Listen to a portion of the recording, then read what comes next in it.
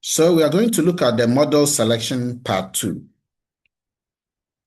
And you should remember that the OLS regression that we used to do,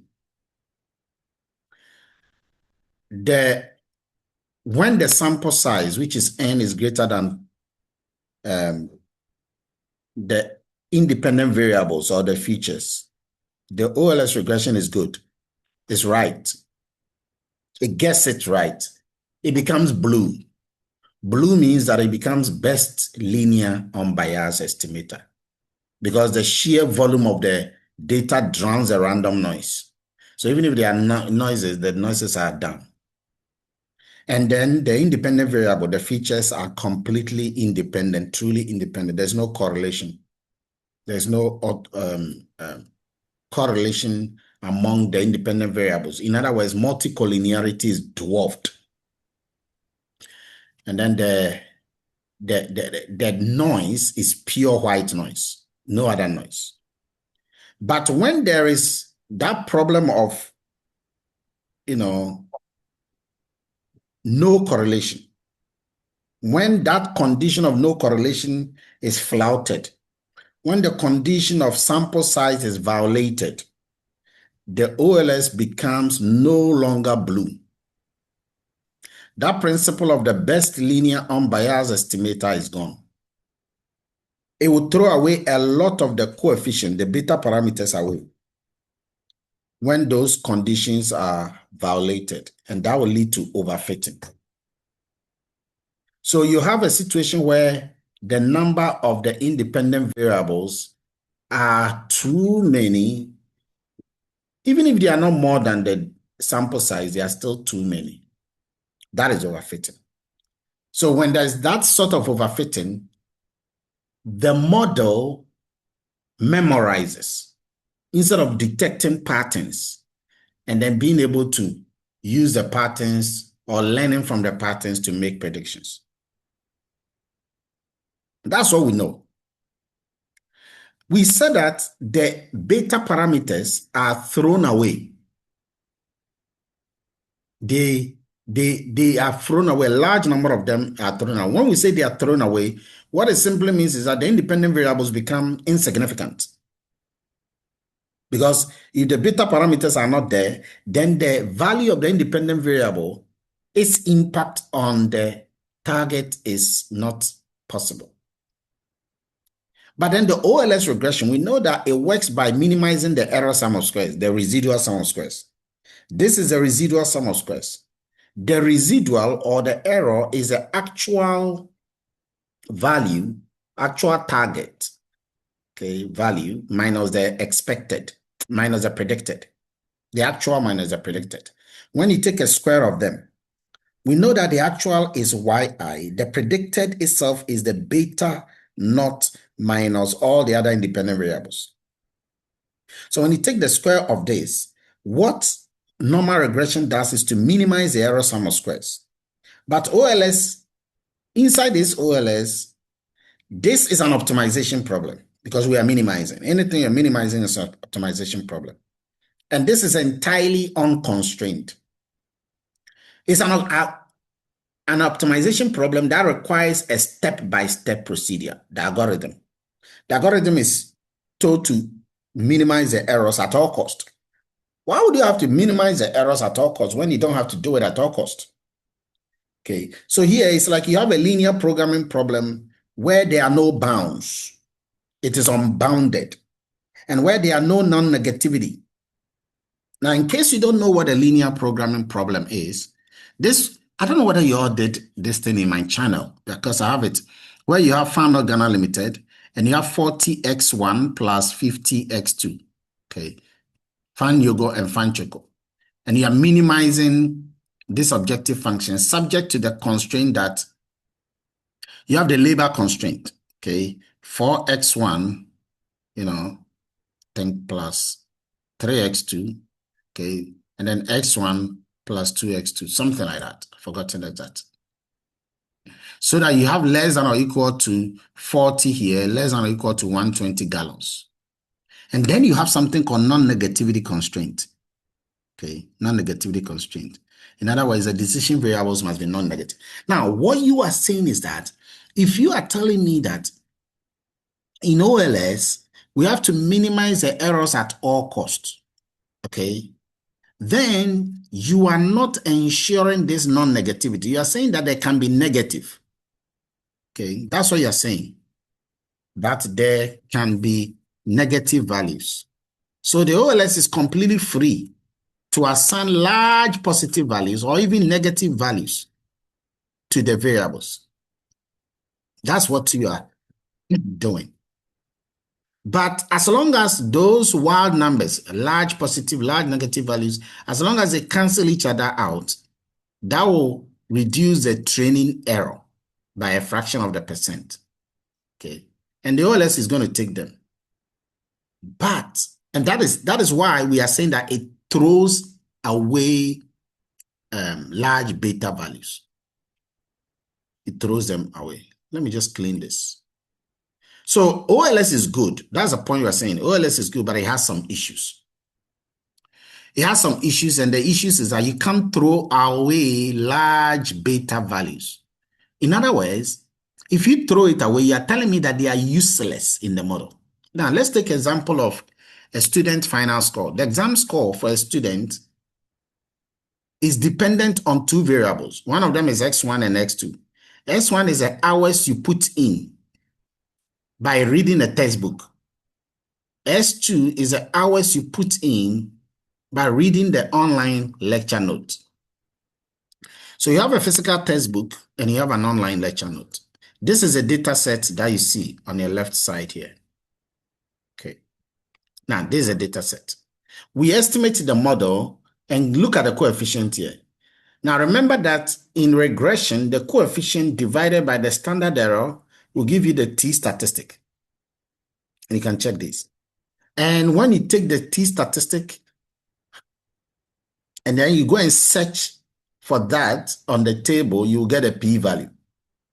Now, if the p-value is less than 5%, we know that the independent variable is significant. In this case, all of them are significant because the p-value is less than 5%. But look at the coefficient. One of the coefficients is negative. So what you are saying here is that there is a negative relationship between hours you put into reading textbook and your exam score. Is that good? Is that good? Okay. So if you put in, so here's the thing. If you put in hours, okay, into reading the textbook, your result is going to fall by 19%. That's what you're saying. So large betas, these are all large betas here. Like a 1 hour change in studying is estimated to shift grade by an absurd value of 20. So again, there's an example. Okay. Positive for the textbook, negative, positive for the exam score, negative for the textbook. So that shows that there is a multicollinearity. In this case, the coefficients are too big. They counteract each other because ideally you're expecting both of them to be positive at least. So OLS is having a problem because the points align perfectly to a specific plane and the standard error will reduce to almost zero. Now, if the standard error is small, then it means that you are, what is it here? If the standard error is small, it means that the statistic is going to be big. That is highly significant. And that will lead to misleading p-values eventually. And now we fall into the trap of overfitting once again. But watch this. If a student studies for 5 hours, okay, we are going to use this thing for prediction. This model you see here, we're going to use it for prediction. You see the R square is 1. Okay, it's telling you also that the independent variables are good to be in the model. The fact that is 1, 100%. So if a student is studying for 5 hours, if we use the online notes, okay, so you're using online notes, okay, the student is studying for 5 hours. That means that X1 is going to be what? 0, and X2, the online one, is going to be 5. then we are going to predict the model.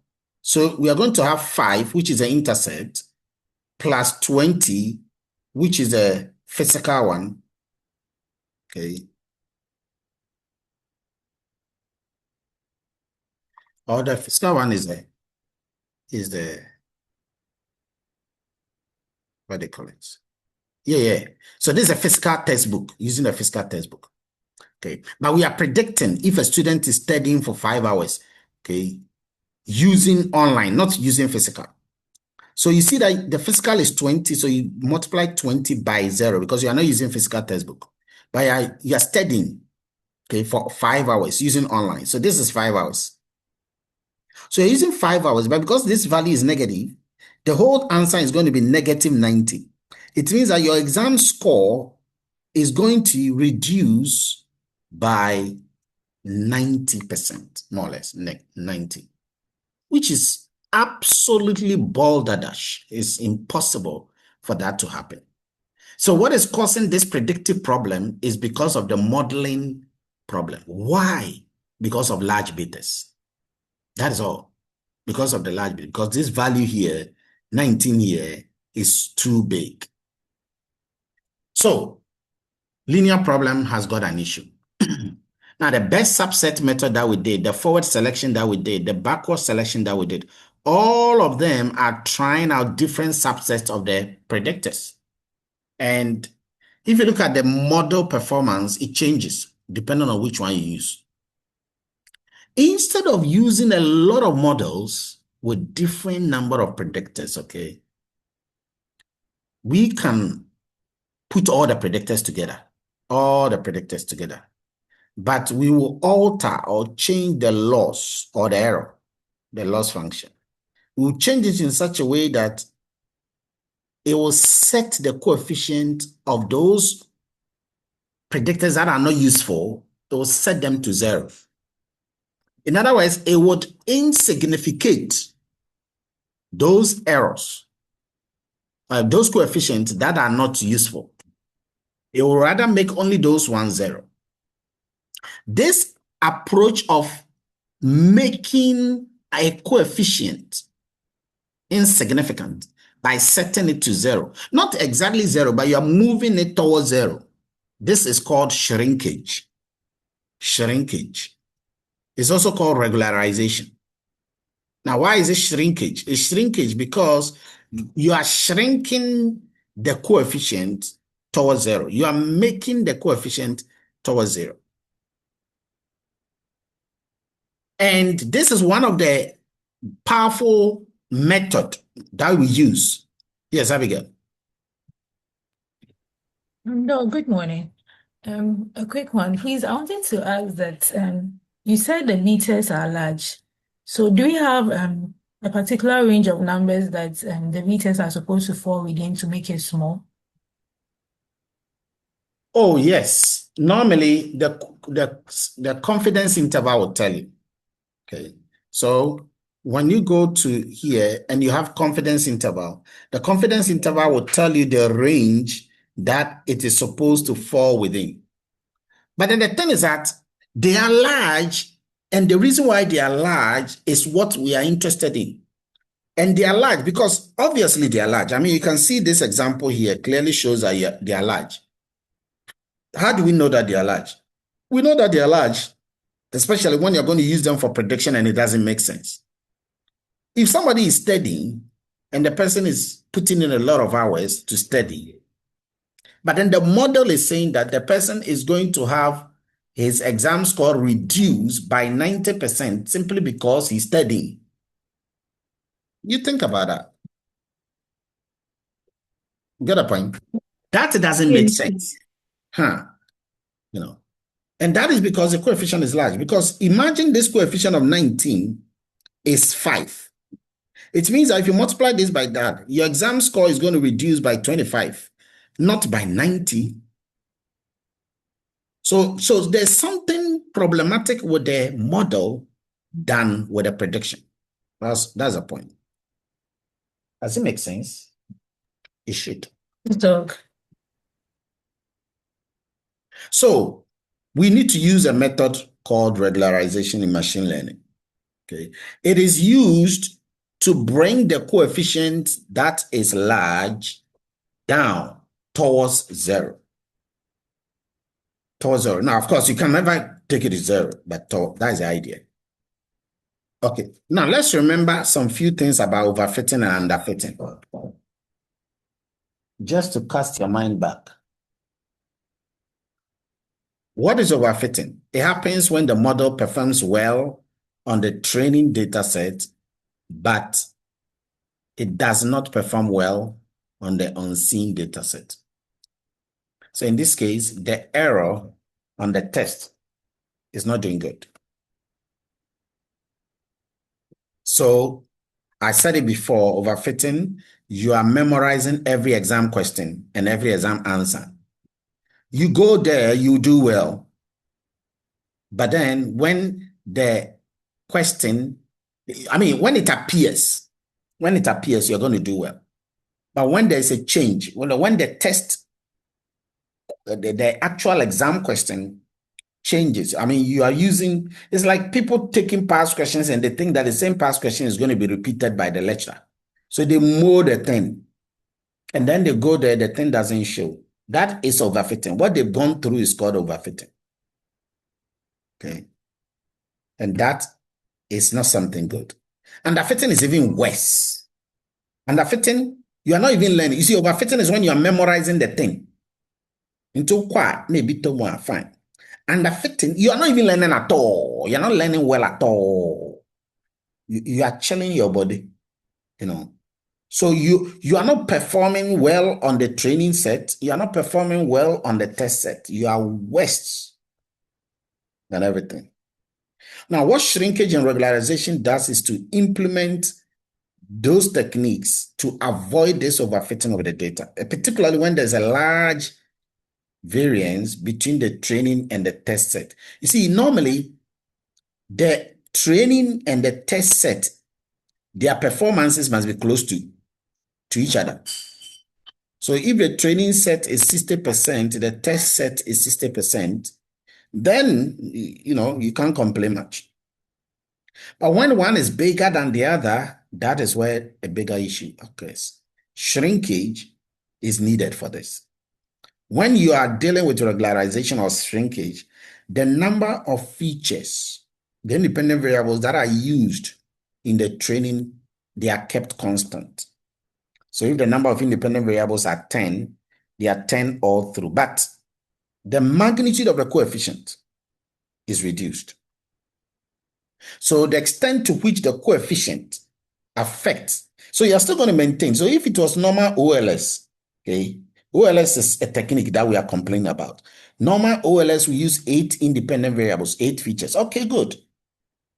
Okay. But when you are using shrinkage will still use that same 8 independent variables. But then the value of the independent variable, if it was 19 like this, it will bring it down to say 5 or 4 or something. Okay. That is what shrinkage is doing. And there are 2 common shrinkage methods. One is called lasso regression. One is called ridge regression. Okay. They are the L1 and the L2 regularization methods. And we are going to look at each one of them next. Do you get it so far? Because this is an important theory. So what have you gotten so far? Let me just do a quick sampling. What have you gotten so far? What have you gotten so far? Winnie, what you have gotten so far is Is that it? You have gotten I said that earlier. So what I've gotten is that sometimes the model memorizes the variables instead of learning, and that causes overfitting. And when it doesn't learn at all, that is underfit. So what we are doing today, which is the model regularization, is the remedy for correcting that problem. Yeah, but what exactly is it correcting? Or what is it solving? Let's get that clear. It's solving the issue of the coefficients being too high. It's trying to bring it down into the confidence level so that it can predict well. Good. What is the problem if the coefficients are too high? It overestimates the impact of the variable on the model. Or underestimates? Yes. Good. You are following so far. I hope the rest are following like that. Let's move on. So let's start with the first one, the first of the shrinkage, ridge, and lasso regression. Let's get them first. Now, the last time, the subset selection method that we did, all of them, we use OLS, if you can remember. We use the OLS to fit the regression of them. But we could have also used not part of the predictors. We could have used all the predictors, and we are using all the predictors. You see, that one it was selecting more or less. That's why it's called subset selection. It was selecting the predictors. But this one, you can use all of the predictors, to constrain or to regularize the coefficient estimate, or better still, to shrink the coefficient estimate towards zero, not to zero, but towards zero. Now, normally you wouldn't see it obviously why such regularization or shrinking should improve the fit. You wouldn't see it. But eventually, it will shrink the coefficient estimate, and when the coefficient estimate are shrunk, it can significantly reduce their variation. And at the end of the day, you want a very lower variance than a higher variance. And so eventually you see that. And we'll do an example of this here. So what is the difference between the ridge and the lasso? Well, both of them are performing OLS regression, just normal OLS. But then both of them are adding a penalty term. The penalty term, that's ridge regression, that's a L2 regularization. The penalty term is a square of the magnitude of a coefficient. So if the coefficient is beta in normal regression, you know what it is doing? You will have that beta there, but it will also add another one called beta squared. That's what it's doing. Okay. It will have a beta squared. And that is what exactly it is doing. Of course, the beta square will have to have a coefficient as well. The lasso, the same thing, is also adding a penalty term. It's called L1 regularization. But that one is not adding a beta square. It's not adding a square. It's adding an absolute value of the coefficient. So it's not adding a square, but apart from this beta, it will now also add beta absolute value to it. Now, we will see the effect of this, okay, on the eventual shrinking process. So this is a ridge regression. We are going to start with the ridge regression, but this is the normal OLS. Take it. This is OLS regression. If you can remember, the normal OLS we've been doing is this. Normally, we would minimize this residual sum of squares by choosing the beta parameters that will minimize the error sum of squares. So the range comes in here to shrink these estimated coefficient. Okay, these one coefficient, beta j. It will shrink them towards zero by changing the entire equation here.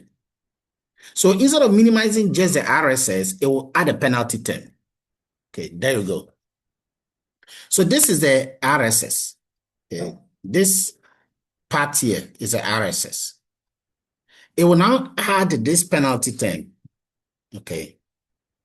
This penalty term.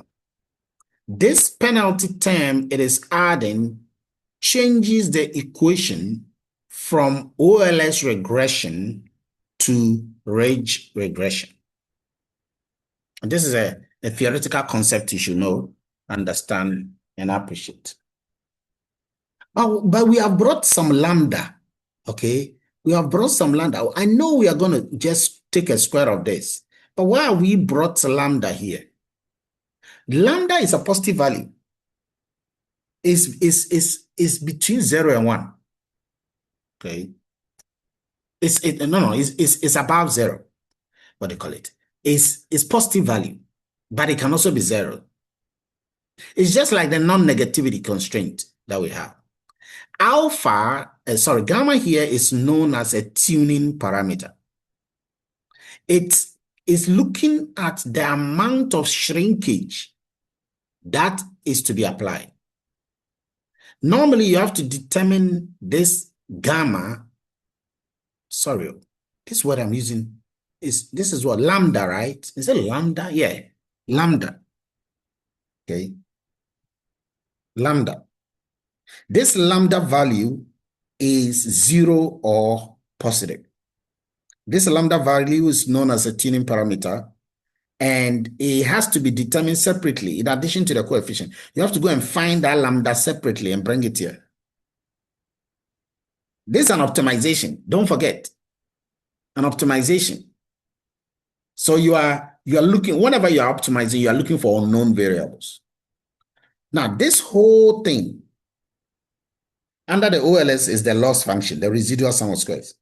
But now, this whole thing, because you've added this bit, this penalty term, this whole thing becomes another residual sum of squares, but under range. So we call it loss function.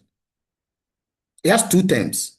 The first term is the OLS one, which aims at choosing coefficient to reproduce the observed responses correctly.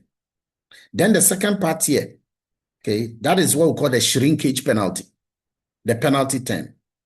And this will encourage all the coefficient aside the beta naught. This one is not necessary. But all the coefficient attached to each independent variable, it will encourage all of them, move them towards 0.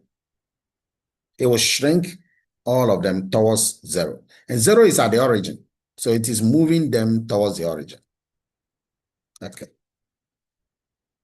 Like OLS regression, the range seeks coefficient estimate that fits the data well by making the error small. That's what we call minimizing the error sum squares.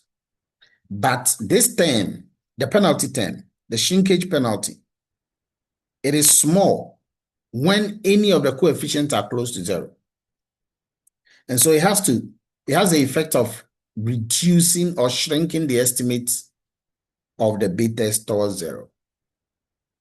But the question still remains that why would you shrink some of the betas to 0? Why will you do that? Why would you do that shrinking? Well, it helps with variable selection. It helps you to know which of these independent variables I should keep. Because I'm pushing all of you to 0. I'm pushing all of you to 0. And because I'm pushing all of you to 0, some of you will allow themselves to go to 0. Others will not allow themselves to go to 0. Others will allow themselves to go to 0. Others will become so rigid, they will not allow themselves to go to 0. If you are straight away moved to 0, it means that you are proving that you are not significant, isn't it? So the tuning parameter, that lambda here, it serves to control the relative effect of those two terms on the regression coefficient estimate. I'm pushing your parameter towards 0. Now, this tuning parameter will have to determine whether you are allowable. So how big this shrinkage penalty should be compared to the residual sum of squares, that is what the lambda is trying to do. And when lambda is big, you're going to pay more. You're going to pay more for large coefficient. Okay, so we'll prefer the coefficient to go to 0. Well, not to go to 0, to move closer to 0, so that, even if lambda is big, because it is gone towards 0, the net effect is not going to be so bad. Okay, but you have to select lambda. And selecting a very good value for lambda is very important. And cross-validation is used for that. Well, the moment I mention cross-validation, it talks about a portion of the data you are selected to do that. You can do 5-fold cross-validation, or you can do 10-fold cross-validation. That's for later that. So lambda can take on different values. The first is when it is 0. When it is 0, it means that, remember, when lambda is 0, the whole thing here is 0, if you check. It's like there's no shrinkage penalty. Do you see that? So we are back to what? When lambda is 0, there is no shrinkage penalty. So we are back to what? Who gets it? What are we back to? If you know. Dr. RSS. Yes, but we are back to, or officially back to what? What technique? What technique is that? What technique are we back to? The OLS. Exactly. We are back to the OLS technique. So when lambda is 0, that's what happens. Okay. So the corresponding range coefficient estimates are the same as usual as the, estimate. So we are back to OLS. Now, when lambda is infinity, let me talk about infinity before we go to the. When lambda is infinity, very large lambda, then it means that all of the coefficients are basically 0. That's it. Because there's when you're pushing it here, it's going that way. Okay. All of the coefficients are 0. That is not good. That is not good. So we need to ensure that lambda is between 0 and infinity, exclusive. Not inclusive, but exclusive. So as lambda is increasing, then the ridge coefficient estimates shrink towards 0. You see, they are shrinking towards 0, but they are not 0 yet. The only time they become 0 is when lambda is what? Infinity. So we want them to be shrinking towards 0, but we don't want them to be 0. And for that not to happen, and we don't want the coefficient to be 0. And we don't want lambda 2 to be 0, because if lambda is 0, we are back to OLS. And we don't want the coefficient 2 to be 0, because if the coefficient are 0, it means that it was lambda that was infinity that brought them to 0. We'll demonstrate all of this practically.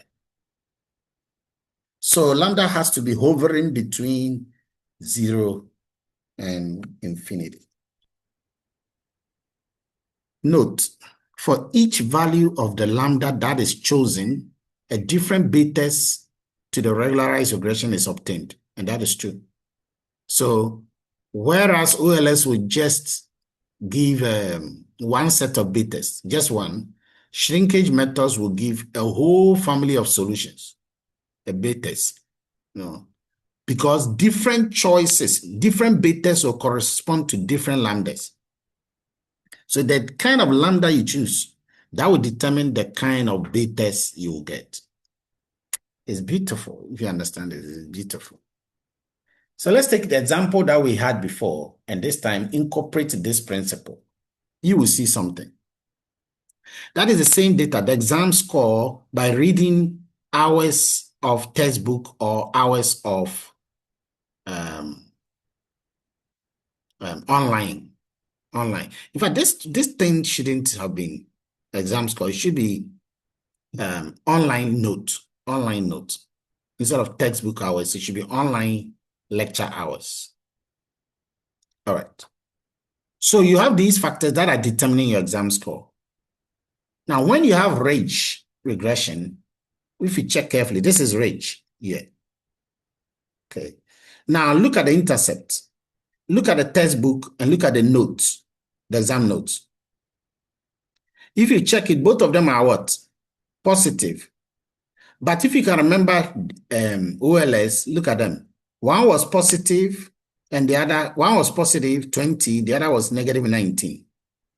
So OLS didn't give us a very good thing. It was very unstable. It was predicting negative scores.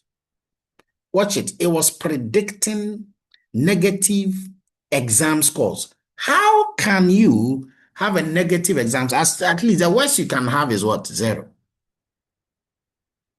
That's why OLS, wasn't helpful. Now, if you check the range, okay, if you check the, what do you call it? The alpha.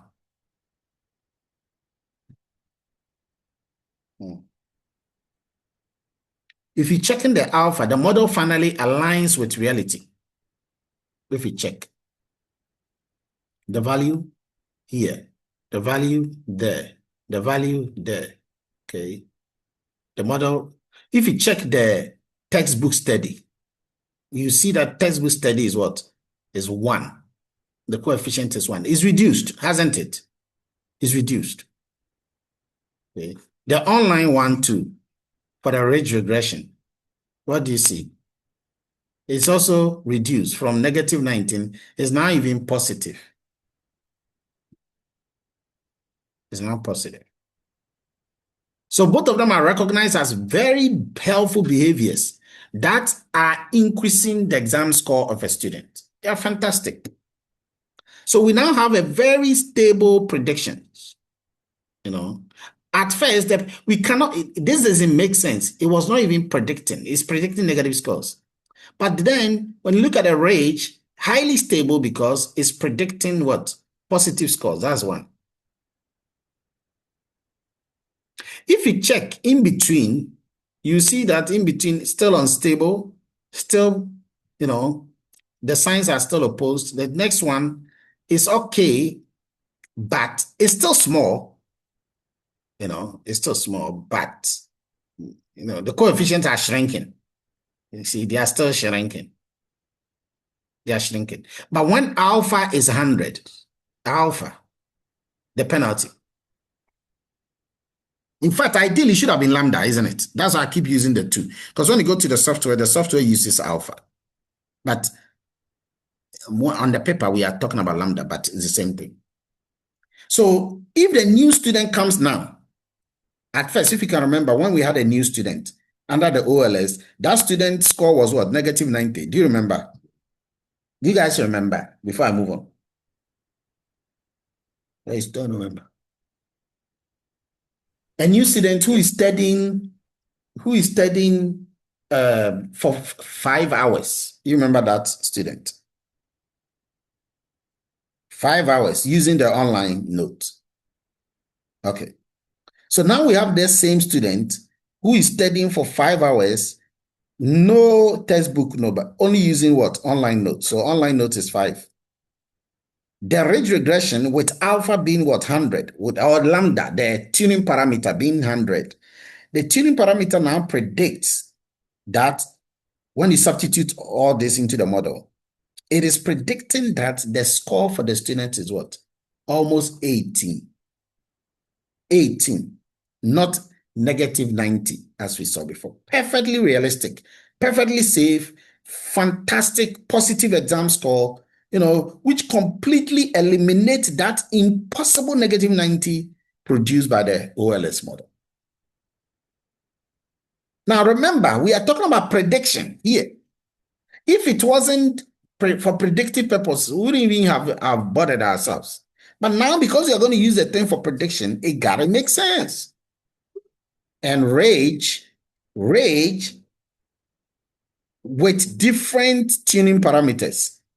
Okay, we said that the tuning parameter is between 0 and infinity, exclusive. So it can never be 0, because if it is 0, that is OLS. OLS doesn't even use any tuning parameter at all.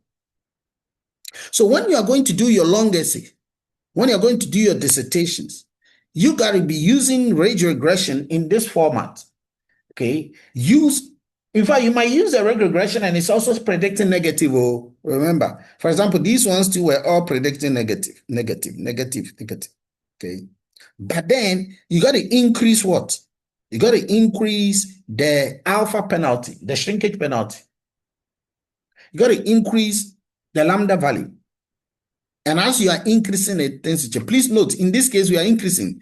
Maybe in other cases, you have to be reducing. But the beautiful thing is that for predictive purposes, this range, and when you do your analysis, you do analysis with different alpha penalties. The examiner now see that, wow, this person has done multiple, iterations of alpha penalties, which means that now he's in good shape. Very good. Any question? Range regression is what we just did. Yes, Abby. Oh, so please, if I understand what you are saying, does it mean that if the model is predicting higher negatives, it means it's unstable? Or maybe, for instance, let's For say that purpose, okay? For example, if you are talking about company loss and it is predicting losses, which is negative, that is expected, right?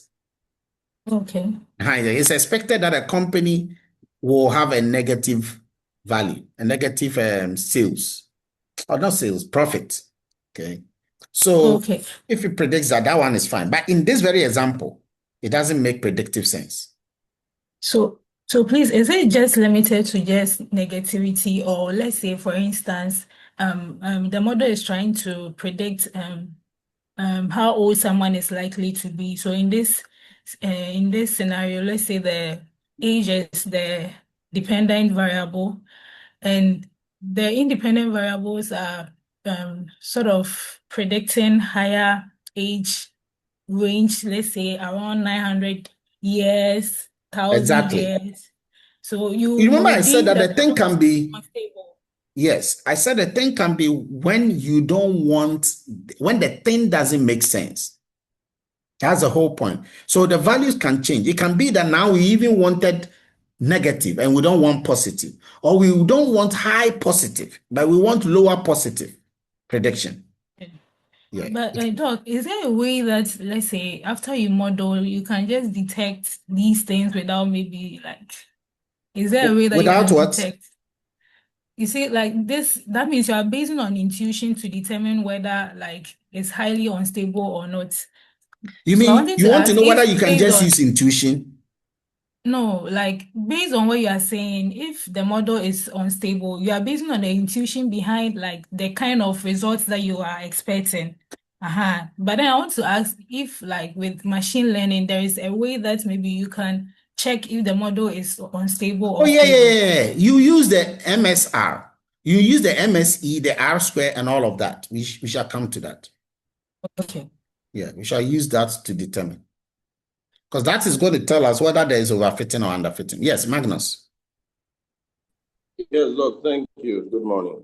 Doc, I just want you to clarify this for me. So from the example we just saw, we saw that the alpha penalty using the OLS was 0. But I would like you to confirm for me. How did we, was it just, are we using a predetermined figures, or it was just choosing figures? Because we saw you used penalty, you started with 1, then we did for 10, 50, and then 100, which then gave us a highly stable model. So how do you choose this? Is this something that you are just trying, and then you do iterative models, or there's a predetermined? There's no predetermined. It's iterative. You try. You try. Okay. If you exceed, you come back now. Okay. So the question is that, you see, if I had used, you see, at this stage, I could see that the thing is coming down. Okay. The negatives are really coming down. Then it starts going to positives, isn't it? So first of all, I needed the notes, the online notes beta to be positive. If I go and use 200 now, it's still going to be positive. But I needed it to be positive, so it doesn't matter what I use. Once I get my positive, I move on. But the OLS has given me negative, so I can't buy that. All right. I can't buy that. And the more I try, you can see again from the R square. I mean, you'd run a model, and all of a sudden you run your normal OLS, and your R square is 100%, and you're happy. You got a question. Especially for the purpose of prediction, for the purpose of establishing causality or relationship or inferences, that's okay. But for predictive stability, you need to question. You need to check, It can't be that perfect. You see, OLS will tell you that R square is 100%. That is, yay, everything is fantastic. But we can see that for predictive purposes, everything is not fantastic. Fantastic. Yes, Abigail. Okay, so Okay. Doc, Thank you, Doc.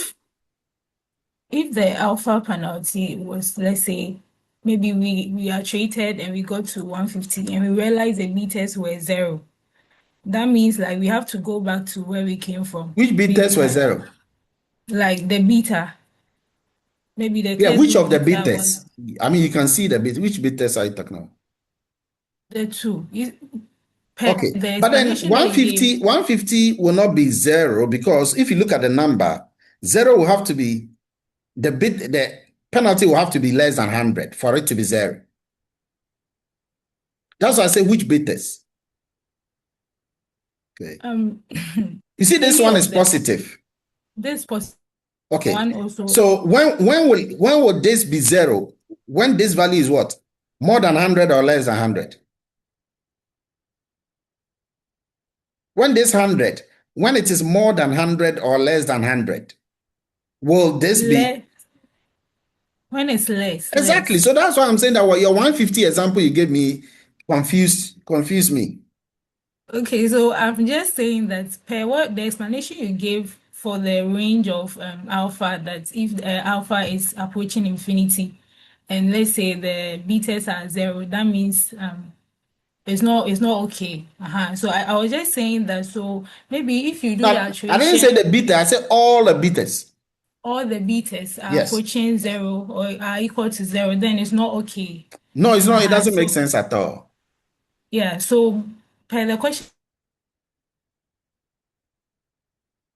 that Magnus asked, then I was saying that, so if you do for a particular model and you realize that all the meters are approaching 0, that means you have to like go back to, you have to stop the iteration or what?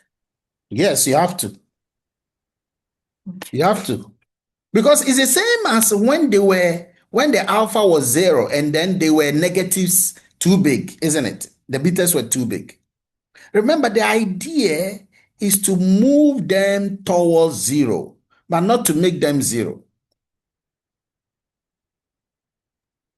Okay, though. Thank you. All right. So the key point is the tuning parameter. Okay, it makes it more expensive for the model to choose whatever coefficient it wants. That is it. That's why you can see that we're altering it from 1 to 100. You know, it makes it difficult, which in turn prevents the from overfitting to the data. So the key is that lambda value.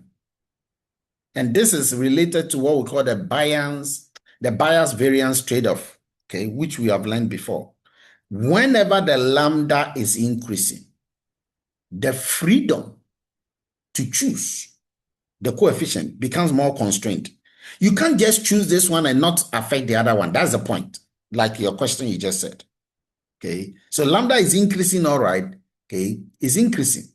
And now you don't have that freedom. You have the freedom to choose, but the freedom to choose is going to make some of them 0, some of the coefficients 0, and others not 0. And therefore, the variances are going to decrease. And the bias is going to increase as well. So getting that balance is the key. There is no hard and fast rule, but you got to keep. That's why you run this iteration. Don't throw it away. You let the examiner know that I did this first one, I did this second one, I did this third one. Sometimes some of you would do a tabular taxonomy in your literature, and you wouldn't even show at the appendix that you did all of that. But if you show the examiner looks at it and says, hey, you did all of this. If you put all your codes down, you say, hey, you did all of this. That shows that you've done some work. So let's take a simple example. Why the ridge regression is wonderful, or why it can be useful. What you see here are the errors, because your question is, how do you determine? So these are the errors. The pink one that you see here is the MSE. Okay, that's a mean squared error. Then the squared bias is this black one. Okay, that's a squared bias. And the variance is a green. So you see that when the variance is falling, the bias is what? Is increasing. Now you got to get a middle line. A middle line. So all of these are estimated from the unseen data because we are not interested in the seen data. The seen data is the train set. We are interested in the test set. And you can see that the variance decreases as the lambda is increasing. Watch it. So as the lambda is increasing from the left to the right, okay, the variance is falling. But what is happening to the squared bias? The squared bias is what? Is increasing. Okay. But there's a sweet spot here, a sweet spot that minimizes the error. You see that point where the error is down, the MSE is down, that point of the lowest error is that sweet spot. That's where there's a balance. The whole point of model selection, whether it is cross-validation, using cross-validation to select a model, using the archaic information criterion, using the Bayesian information criterion, using this very one that we just did, the ridge regression. This whole model selection is to find that sweet spot. That spot where the MSE is the lowest, at the same time, that spot where the squared bias and the variance intersect. That is the whole essence. Okay. And the ridge regression is good because the ridge regression would allow us to find that sweet spot. But here's a caution.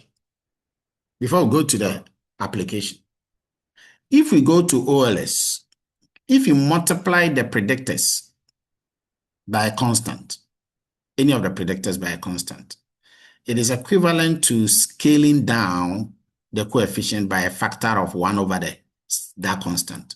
Now, in other words, the value of the predictor multiplied by the coefficient. So the fact that you have a beta cap here means this is a number. So it can be 20xj.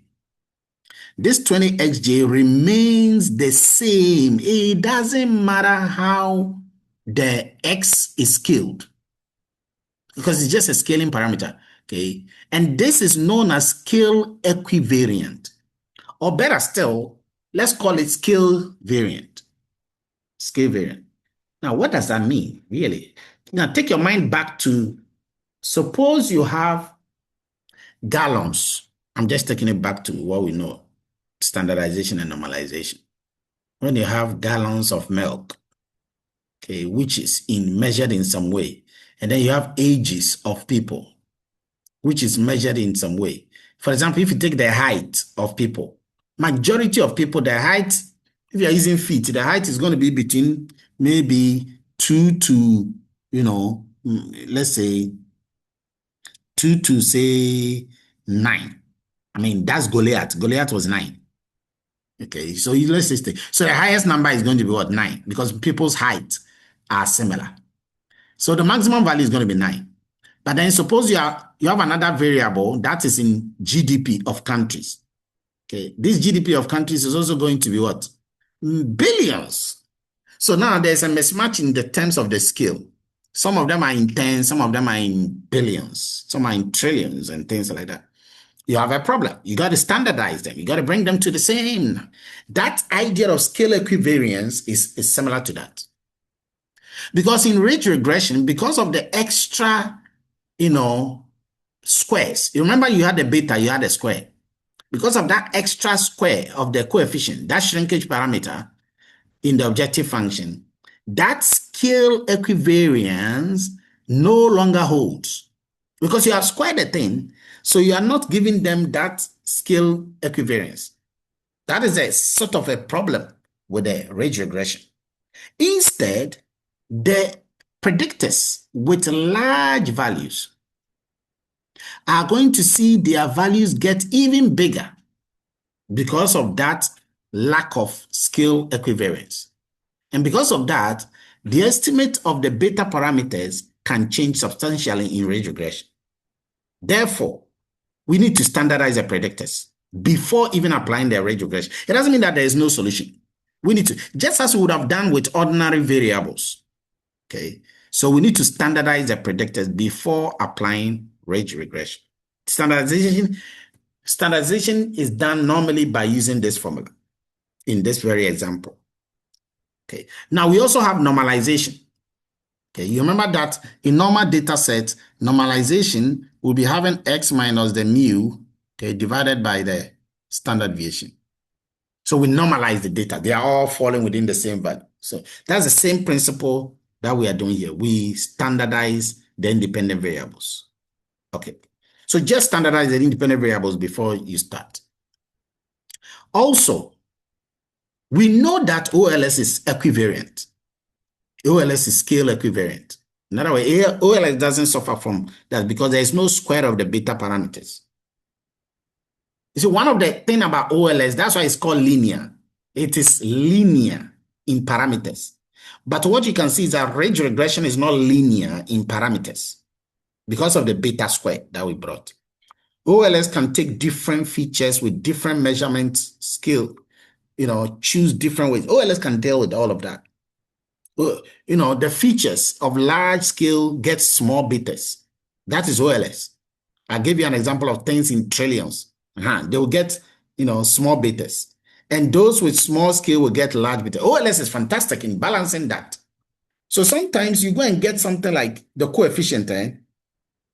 You go and get a coefficient to be 0.001. You say, that is small. It's not small, though. When you go to the original data, the data is in trillions. That's why you are seeing this thing is small. So when you multiply by trillions, you see that it's not that small. OLS does that. It's fantastic. It's fantastic. Ridge doesn't do that because the penalty term has got a square. It is scale blind. It's very scale blind. So ridge was naturally designed to crash large data or large beta values.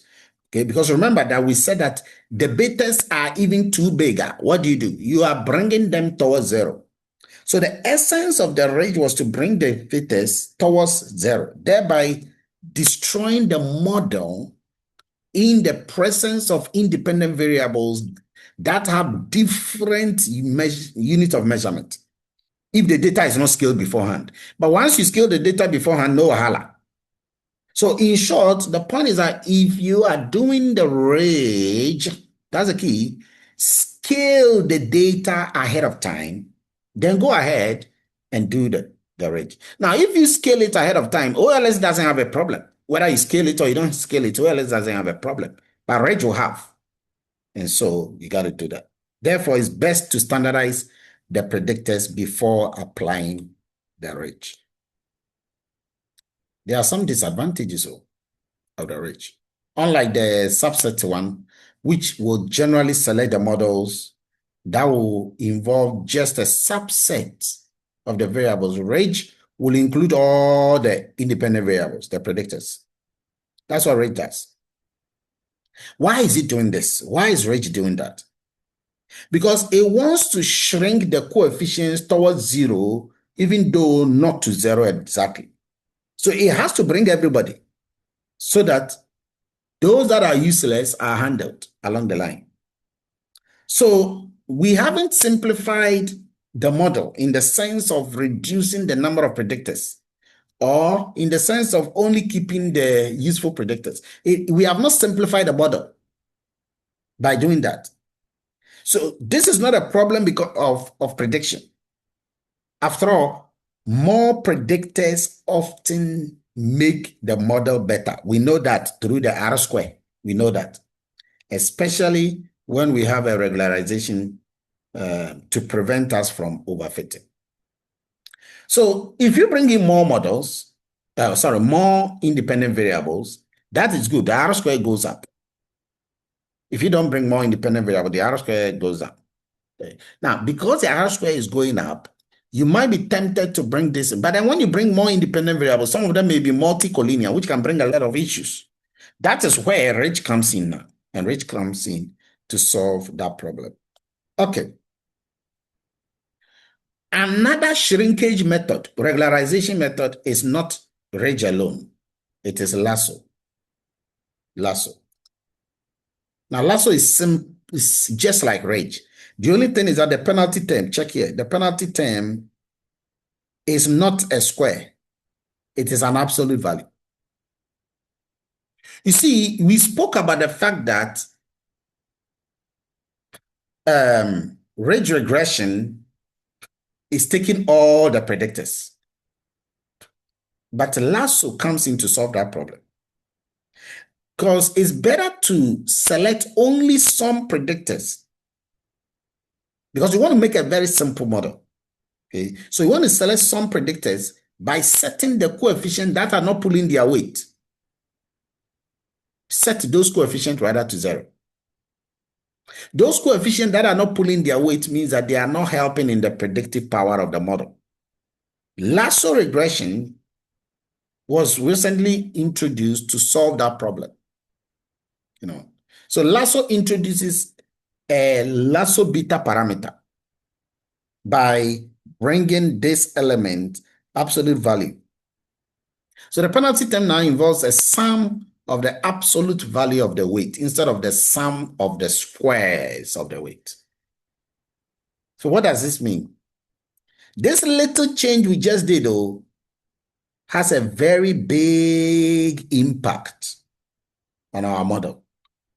It will also affect the coefficients significantly. When you go into the world of statistics, the lasso uses L1, okay, and the rage uses L2. Like the rage regression, again, the same thing. When you set the lambda to 0, what happens? We are back to OLS. We know that. Because if you check here, if you say that lambda is 0, everything here is 0, we are back to RSS, the residual sum of stress. As the lambda is increasing, the lasso coefficient, the beta parameters, they start doing what? They start shrinking towards 0. But you don't want them to go all the way to what? To infinity. As lambda is getting too big, the coefficient becomes 0. Therefore, helping to reduce the complexity of the model, and in fact, even the multicollinearity of the model. But again, there's a balance. There's a balance. Now, when it comes to lasso, it also shrinks the coefficient towards 0, just like regression, the rage regression. But in the case of lasso, the L1 penalty has the effect of forcing some of the coefficients to be exactly equal to 0 when the tuning parameter is sufficiently large. In other words, for rage regression, some of them, or the coefficient will not ever get to 0 unless you are in the infinity world. But with lasso, even if you are not in the infinity, even if the tuning parameter, okay, is not in the infinity, but is large, it will still move some of the, and you're going to see that very soon, some of the coefficient to 0. Therefore, like the best subset selection, if you can remember, the lasso performs variable selection here. Remember, if beta is equal to 0, it implies that this independent variable or the predictor is no longer in the model because beta times this is equal to 0. So the thing is useless. So we say that the lasso gives you a sparsity, great sparsity of the model. Now, the model that involves only a subset of the variables. Lasso gives you a subset of the variables. But it has some similarities with the rage regression because both of them selecting a good value of the tuning parameter, the lambda, for the lasso is very important, just like this. And validation, cross-validation does that work. Tuning parameter. How do you select the tuning parameter in a regression, rage regression?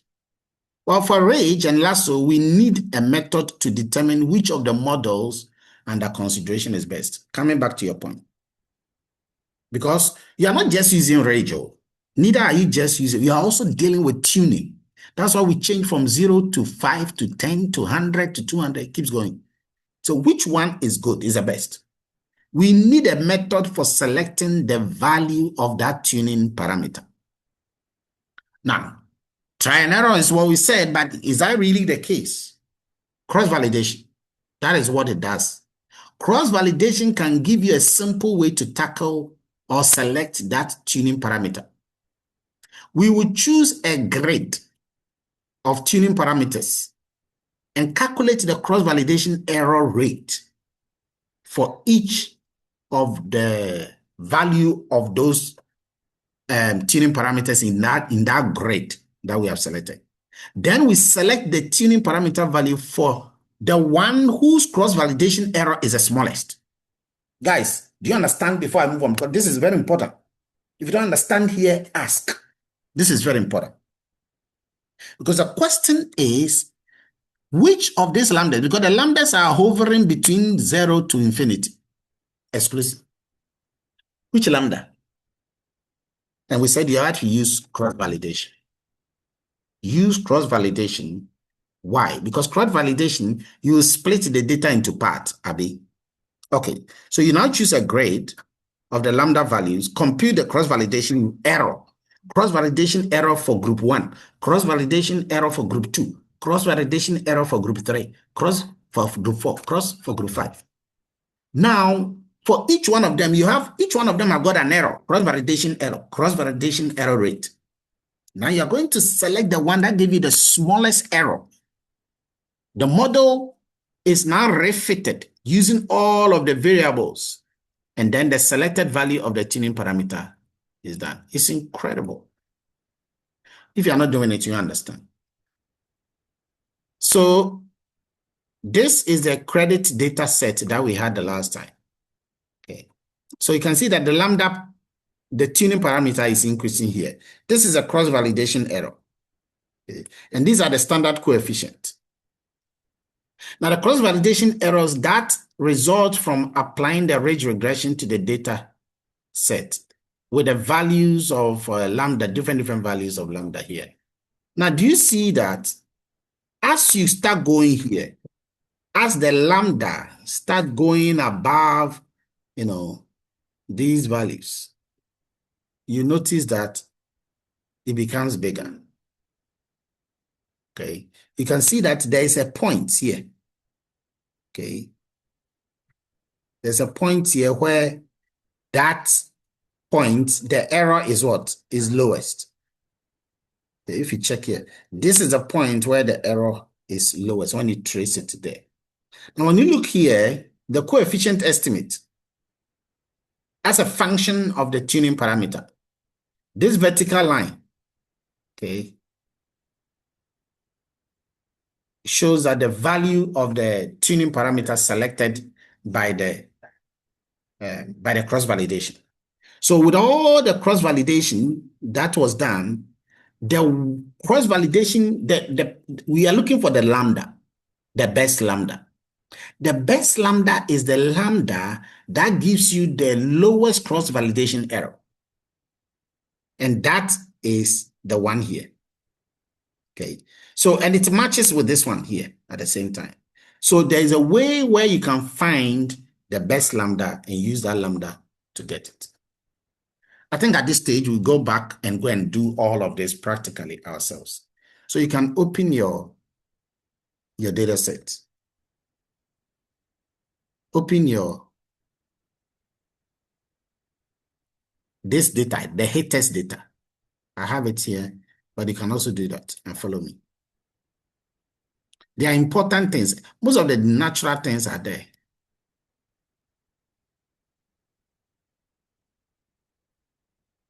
Use the data called regularization. Okay, that will help. The regularization. It's nicer when you are running it and you are facing problems and you're telling me. But when I'm doing it all by myself and you're not following me, normally that one is not the best. Okay, so which information is important here? Well, we know all of the libraries. Okay, the standard scalar, we know it. Training and test splitting the data, we know it. Cross-validation, we shall do it, so we have it there. From scikit-learn, we would look at Rage cross-validation, Lasso and Lasso cross-validation. We will look at the mean squared error, so we have all of them there. Which data are we using? The data set we are using is called the haters data set. In fact, let me just give you a bit of a rundown about this jitters data set. I want to just put something here. Okay. In fact, let me just create a slot here and go up and just give you a bit of an information about this. That might help. Okay. So watch it. The haters data set. Somebody should read it for us. I want somebody to participate so that it becomes easier. I'm not the only one talking. Who can read? Read. How? Who is reading? Hello. Yes, go ahead. Abi, you've been talking. Let somebody else. Winnie, are you reading? Yes, sir. I'm reading the whole thing. Yep. Towards regularized regression.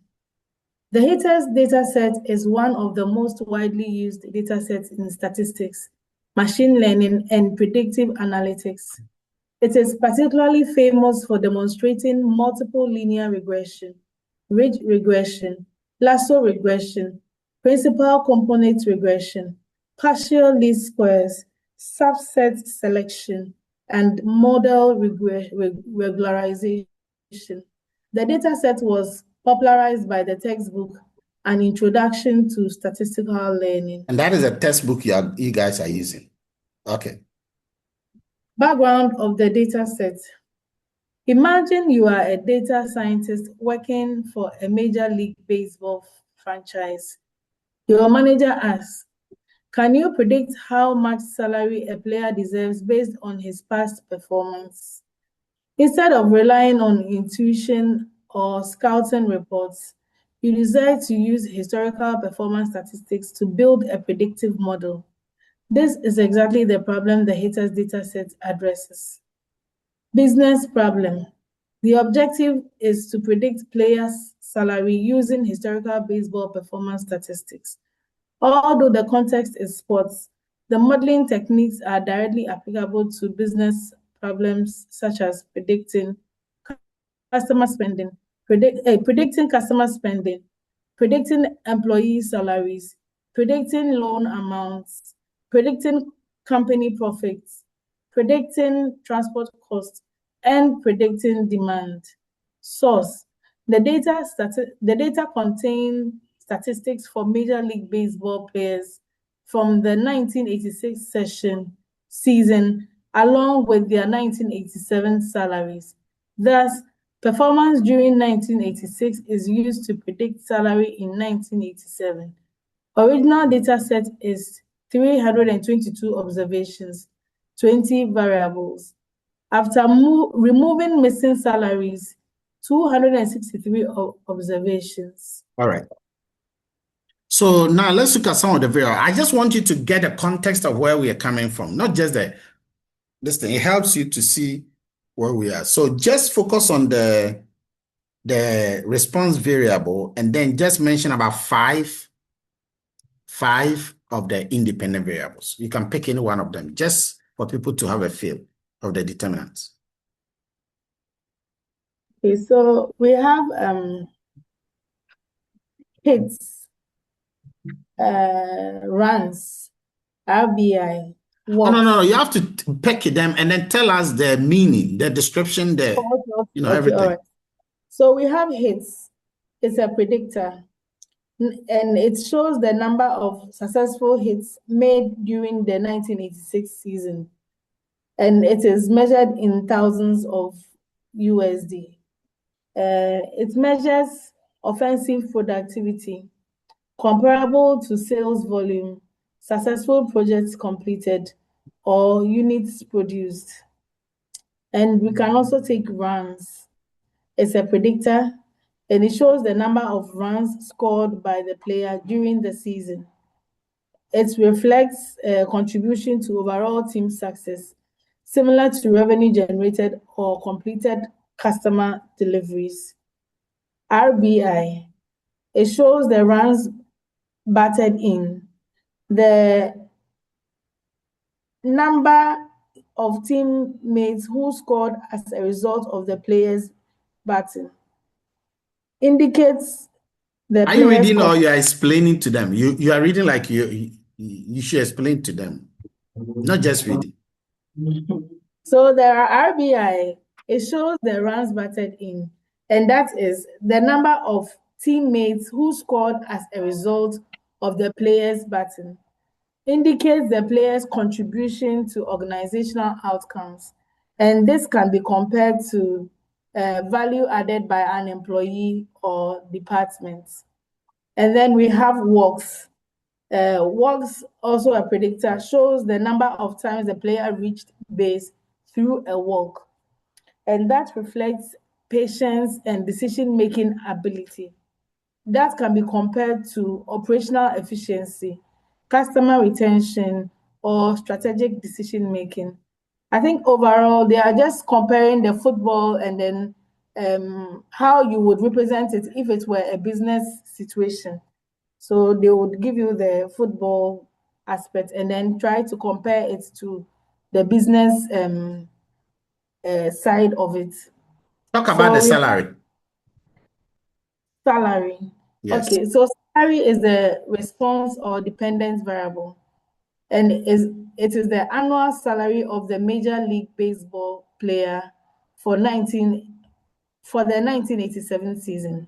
This is the target variable to be predicted using player performance statistics and is measured in thousands of US dollars and represents the player's market value based on historical performance.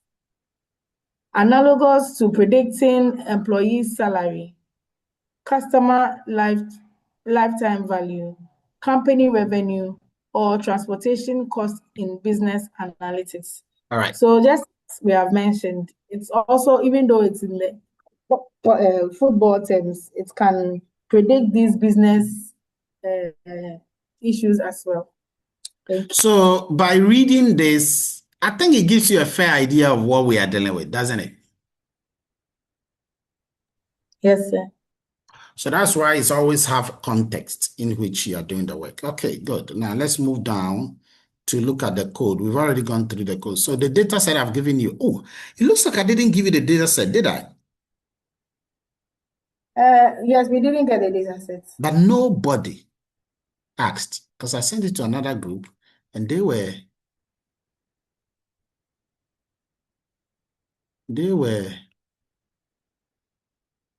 but your group, can somebody say hello? Say hello for me on your page. Let me see.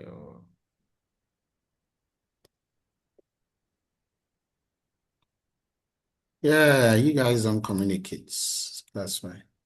Anyway, the thing is that whether you want it, that will define how you hunger for it.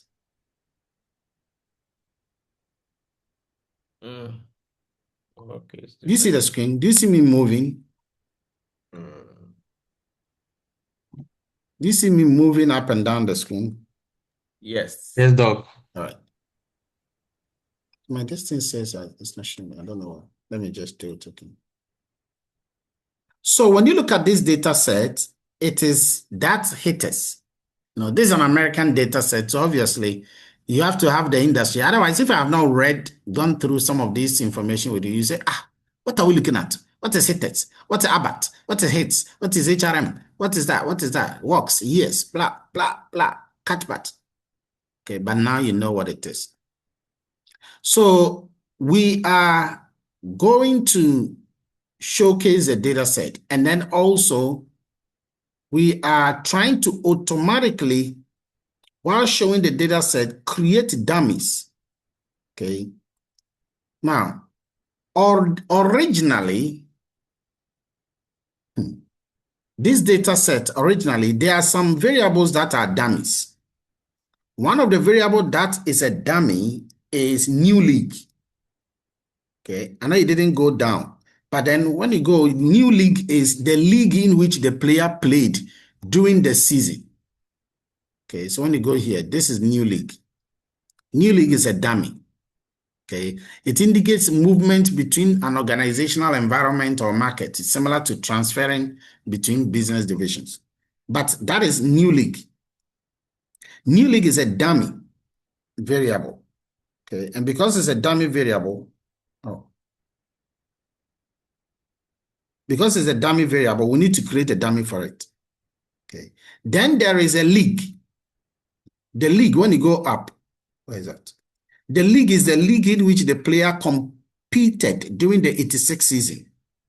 Okay, so it's sort of the league before. Okay, and this one is the league during. So that is also a dummy. It's either an American, whether you're in the American league or the National League. Okay.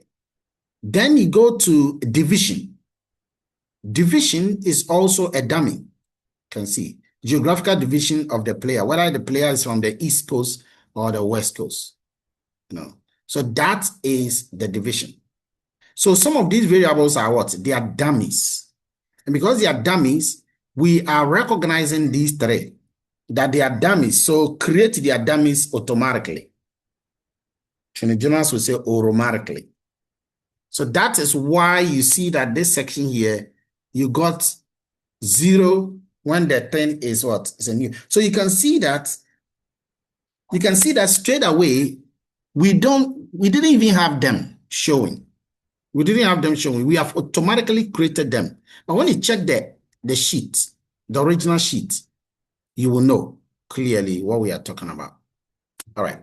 I hope you guys understand. Now, this is an information, okay, about the data set. Those that are integers, those that are float, those that are whatever, you see all of them right here. Then you can go ahead and then estimate the model. So first, you need to identify which are your dependent variable. This is your target variable, and then this is your predictors. And we are dropping the salary because salary has already been defined above as a target variable. We are going to use a test split. Okay, the test size is 0.5. What does this 0.5 mean? The test size that you see in there is 0.5. What does that mean? Anybody can talk. Go ahead. Ima. So it means that the test size is 50% of the data set. Which also means that the training set is also 50%. Okay. Now we have to standardize the features because you're going to do regression, ridge. So we are standardizing the features so that they are on the same scale, just as we agreed on. So we use a standard scalar here, and then you have the X train that we did here, but this time it is scaled. We do the same thing for the test data for the scaled, and we use a fit transform for that purpose. All right. Now, you run this, and did I run the first one? I think I did. All right. So that standardizes the data. Now we are going to run the ridge regression. Check carefully. And this is all in your note, though. We are using ridge reg 1, okay? And we are setting alpha to be 4, okay? Now remember, alpha here being equal to 4 stands for what? You can tell us. Alpha stands for what? We are fitting the regression model on the training set. Please note that it's also only on the training set. We are going to evaluate its mean squared error on the test set using the lambda equals to 4. So that is the lambda equals to 4. But then we are calling it alpha because that's the language that Python actually recognizes. So we are setting the lambda equals to 4. We estimate the ridge regression, okay, on the training set for the scaled and then for the training. Okay. Now remember that we didn't scale the y variable. We only scaled all the independent variables, not the dependent variable, because that one was fine. Okay, because the focus is on the independent. And now we also add the predicted. We are going to use this one to predict the test set. So we set up the test prediction. We'll print the results for the coefficient. We'll print the results for the errors. We'll print the results for all the necessary ones. Now, let me run that so that you also see it. Did I run this? Yeah, let me run that. I knew there was going to be a problem. I think I didn't fit this thing.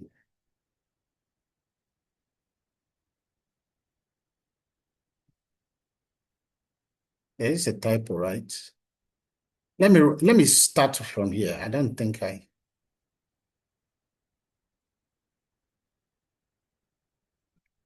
And then this is fine.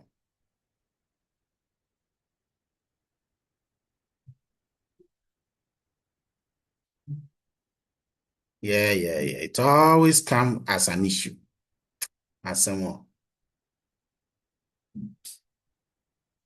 You guys should be running and tell me whether you also have an issue. Do you have an issue there? I think that there are some, what do you call it? There are some not available variables, okay, which makes it unapplicable. So we need to handle those not availables. Doc, I didn't get any issue. Yours worked fine. Yes, please. You see, that's why it's good for all of you to do that so that. So why is mine showing a challenge? Let's see.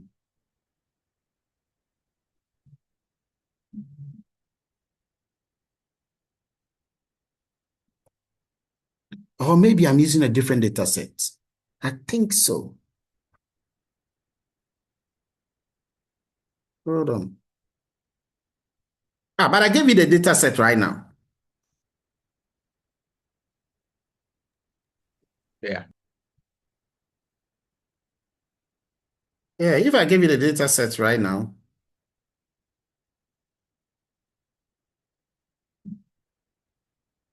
Okay, hold on. Because I don't know. Let me rename this.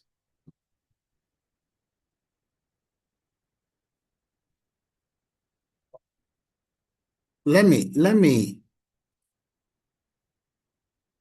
reload my data set.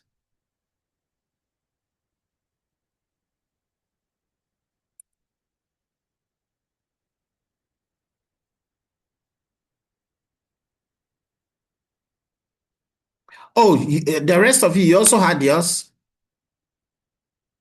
Do you all get it? Yes, Doc, we did. So you all got it correct.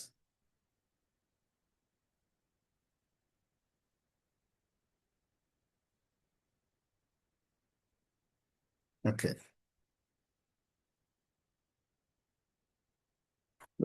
Doc, so I got the same error you got. You got an error like me. Yes, please.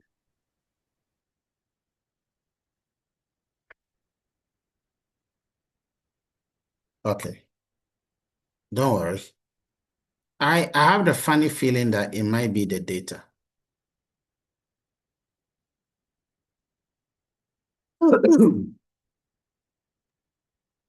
No, if you tap on the fixed data, I think they'll give you an idea as to how to go about it. Yeah, I don't normally like using that. So let's try it again. Let me load the data again.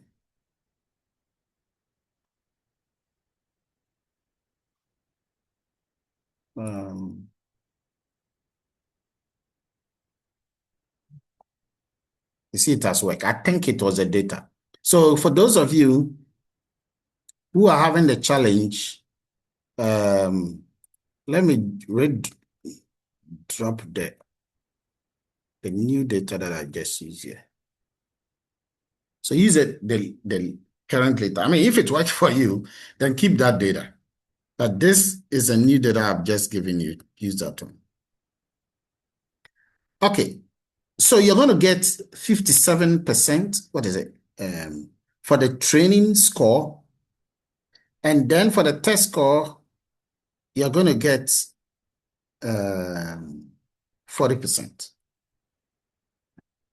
For each of the independent variables, this is what you're getting. Just a second.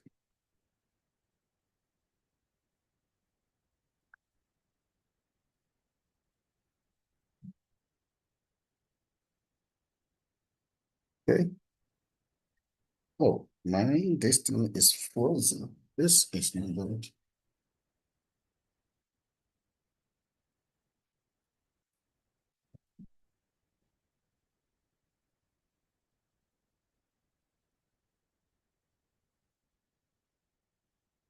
So you have print score, and then you got your results here. So when you check this result, you can see that each of the independent variables have been given here. Some of them are negative. It doesn't mean that the negative is bad, okay? Some of them are negative, very big. Some of them are positive, very big, and all of that. And then the intercept, the range intercept is this, 532. Let me run that and you get the same 532. So what do you notice about the error? You see that you have quite a substantial error. So you can go ahead and generate an array of alpha values ranging from big to very small. Okay, so we're going to do that alpha values because the alpha we used here was 4. So we're going to just find out which alpha is the best. Essentially, what we are going to do is to recover the full range of scenarios from the null model containing only the intercept. We are going to do that to the least squares fit. So you are going to have that range. We want the alpha value to be ranging between 0.1 and 100. And then 0.01. Okay. And then we are going to request for the regenerating scores for that. So let's run that. Mine gave me 72. You can check yours as well.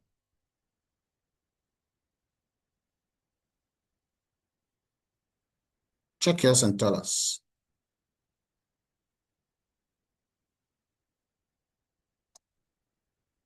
Did you all get the same 72? Did you all get the same 72 here? Yes, Doc. Yes, please. Okay. So what does that 72 tell you?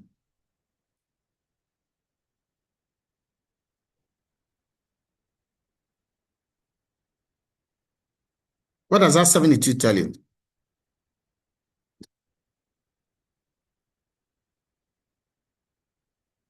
Oh, you should know this one.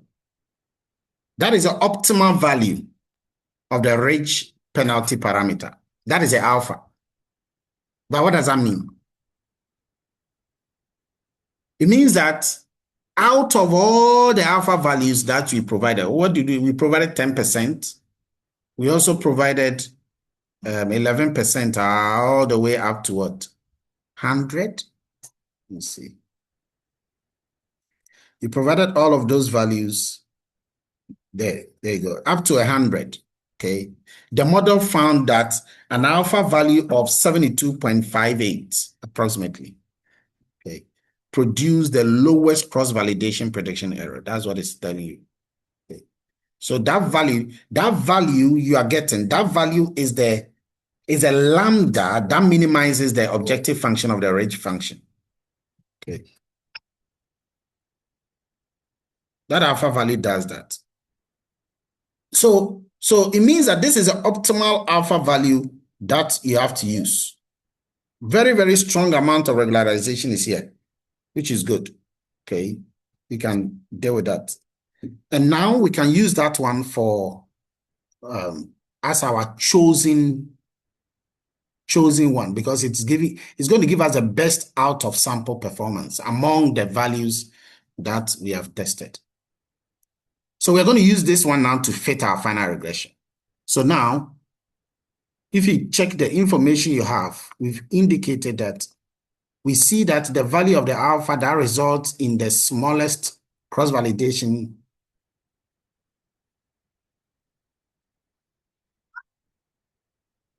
is 9.99.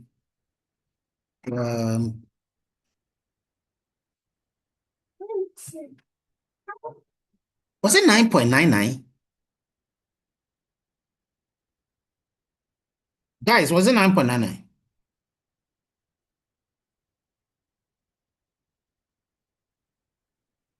Okay.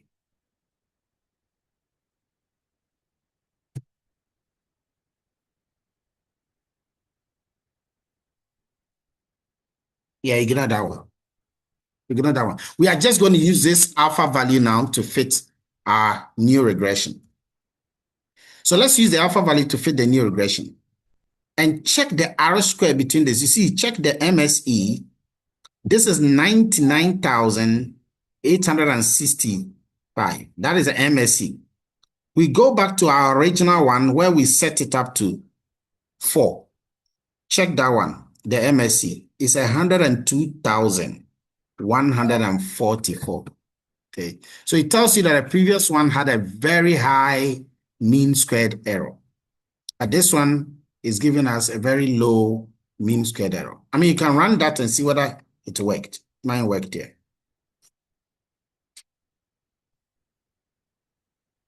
Now we can do it in a form of OLS. So this time we are going to set the alpha value to 0. This gives us back to OLS. Okay. And OLS, look at what OLS gives us. Let me run this. OLS is giving us an MSE value of what? Of 116,000. Okay. So that tells you that OLS is not giving us the best. Okay. So you see that clearly OLS hasn't been doing the best here. I'm taking you back before we go to Lasso. Okay. I'm taking you back here to check this.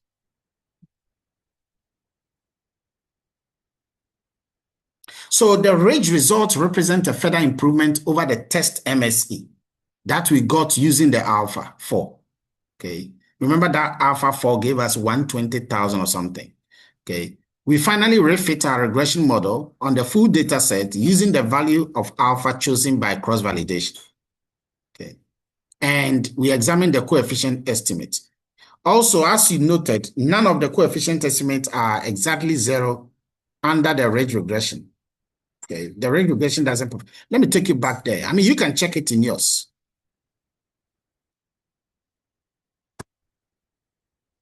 Where is that?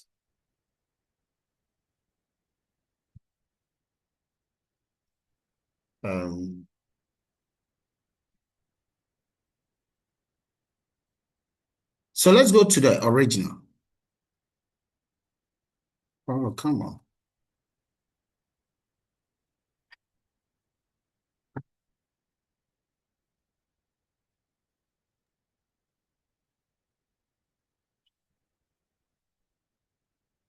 I think we did that. Where is alpha here?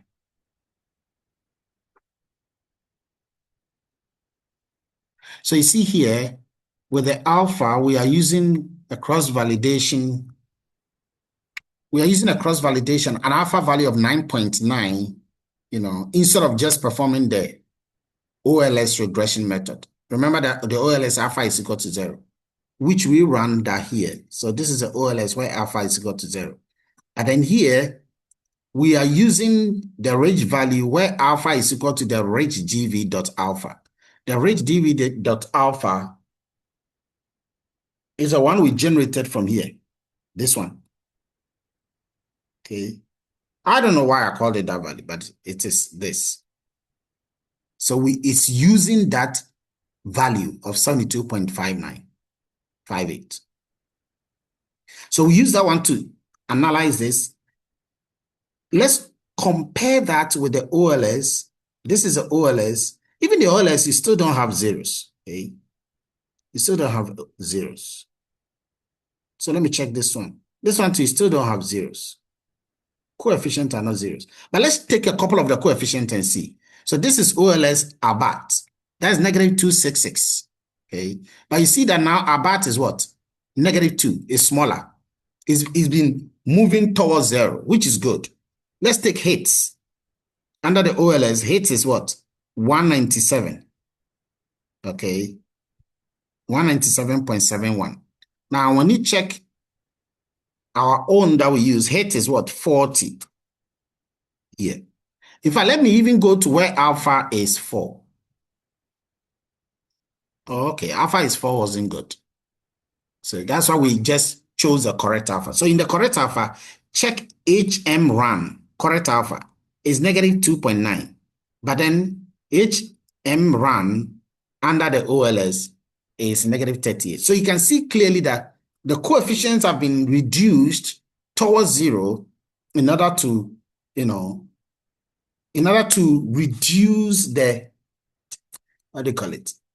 In order to satisfy the range regression, assumption parameters. But we aren't done yet, okay? We aren't done yet, but we can see clearly without a doubt that OLS, in fact, if you want to take a note, you can just put that note somewhere. Okay? You can put a note here and type that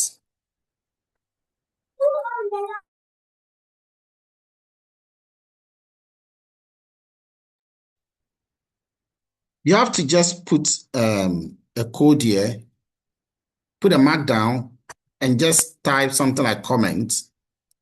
Okay. And in the comment, you can just say that it appears the OLS, or let's say the range. It appears the range improves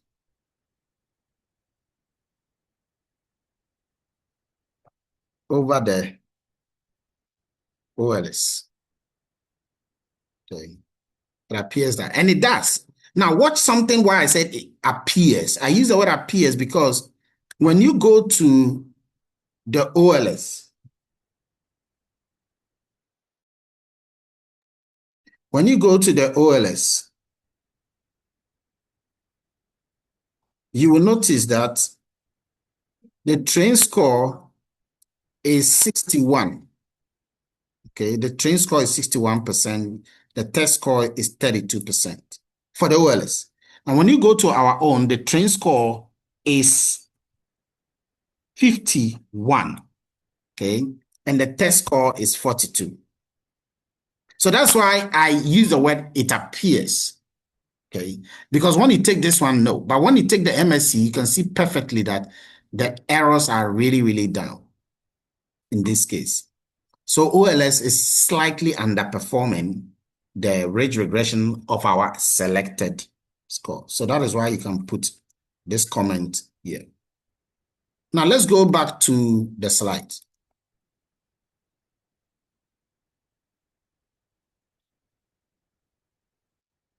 So in the slides, we go to lasso. Okay. So here's the next point. We saw that the range regression with a wise choice of alpha can outperform the OLS as well as the null model on the hittest data.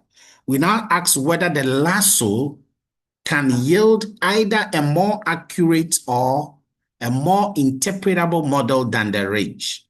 Okay, so we are going to use our lasso equals to 10, okay, to do our thing and then check the results. And then we would also perform a 10-fold cross-validation to choose the best alpha, refit the model and compute associated, all on the lasso too, as well as on the lasso. We'll do that. And then we'll use the best alpha to fit the lasso, and then we'll come out with a potential outcome. So let's go to so this is the first one for the lasso, okay, as lasso equals to 10. We run that, okay, and you can see the error here is 103, okay. That is 103. It's more, but let's select the best, using the cross-validation, let's select the best lasso alpha, okay. The best lasso alpha is 26. Okay, let's see. Mine is running. It's not done. The best lasso alpha is 26. Okay. So watch it all. You see the R square is still 52. I'm sorry, the percentage of the scaled error is 52. But then if it is 26, we can now use this 26 now and run. So now we're going to run this lasso, but using what? Lasso alpha CV. The lasso alpha, the cross-validated lasso alpha. That's it. It comes from this result here. Okay. This one here. The cross-validated lasso alpha. We are using that to rerun the model. And guess what? Like we always expected, it will now give you some of the values to be zero, the coefficient to be zero. And you can see that there are quite a number of the coefficients that are zero. But even that, the MSE is still higher. Okay, relatively speaking, it's still higher. Okay, so there's a substantially lower than the test MSE when you check it, for the null model and at least for the OLS, and only a little worse if you look at the test MSE. And this is a test MSE. Okay, it's a little worse than the previous because the previous was 103. And that is with the alpha chosen by the cross-validation. But the lasso has a substantial advantage over the ridge regression. Why? Because you can see that the coefficients are sparse. We see, let's check here. Check the coefficient. Okay, see this one here. See this one there. The third one, the fourth, the fifth, the sixth, and all of that. Okay. Out of the coefficients that we have, quite a number of the coefficients are zero. That is what we mean by the sparsity here. Okay, I don't know, but you can count the number of coefficients that are zero. That is 3, 4, okay, plus another 3, 7, plus this 8, 9, 10, 11, 12, 13. Okay, so 13 out of the 19 coefficients are exactly zero with that. So that shows some sparsity in this result. Any question on this before we go to the credit data? Any question on this before we go to the credit data? Okay, so you can run this thing on the credit data. I'm taking you back here. In fact, you can do this on the credit data because you have the information. So go run the credit data, the data we used last time, and the code that I've given you there. Run this on the credit data, everything on the credit data. Remember that credit data, you were checking the factors that determine credit of a person. And you remember that we had some factors, dummies, ownership dummy, student, whether the person is a student, married or not, region, and all of that. So they are all here for the credit data. The same principle, okay? So first, you need to standardize the feature variables so that they are on the same scale, okay? Then fit a range regression model on the training set, evaluate the MSE, okay? Use the lambda equals to 1 to evaluate the MSE. So here, we do the thing, we use alpha equals to 1, and then you run the model and check the test code. But that was an arbitrary choice of 1, alpha equals to 1. Instead of using that, it would be better to use cross-validation to choose the tuning parameter alpha. So we can do this using the cross-validated ridge regression function. Again, we've done that already on the test data. We are just doing the same thing on the credit data. By default, the function is going to perform the generalized cross-validation, okay, an efficient form of the leave one out cross-validation, okay, even though it can be changed to any of the other cross-validation.